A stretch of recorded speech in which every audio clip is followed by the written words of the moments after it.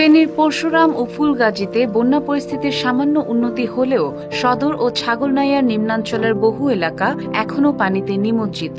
ফুলগাজী ও পরশুরামের কিছু এলাকায় পানি নামতে শুরু করলেও ভেসে উঠছে ক্ষয়ক্ষতির চিত্র।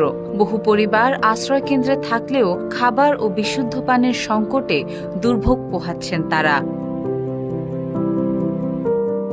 মুহুরী, কহুয়া ও সিলোনিয়া নদীর বেড়িবাঁধের ২১টি স্থান ভেঙে প্লাবিত হয়েছে অন্তত ১১২টি গ্রাম।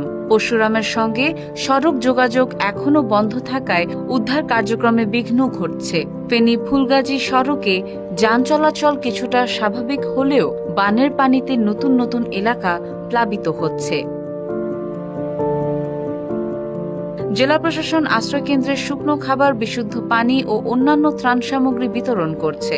জেলা প্রশাসক সাইফুল ইসলাম জানান, শুক্রবার রাতে অনুষ্ঠিত জেলা দুর্যোগ ব্যবস্থাপনা কমিটির জরুরি সভায় অন্তর্বর্তীকালীন সরকারের দুর্যোগ ব্যবস্থাপনা ও ত্রাণ মন্ত্রণালয়ের উপদেষ্টা ফারুক আজম কথা বলেছেন। জেলায় ত্রাণ কার্যক্রমের জন্য ২.৫ লাখ টাকা বরাদ্দ দেওয়া হয়েছে।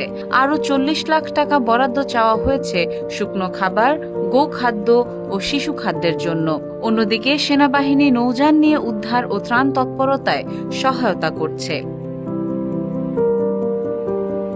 গত ৮ জুলাই ভারী বর্ষণ ও উজান থেকে নেমে আসা পানিতে মুহুরী, কহুয়া ও সিলোনিয়া নদীর বাঁধ ভেঙে এ দুর্ভাগ্যজনক বন্যা পরিস্থিতির সৃষ্টি হয়। এখন শুরু হয়েছে ক্ষয়ক্ষতির হিসাব করার সময়।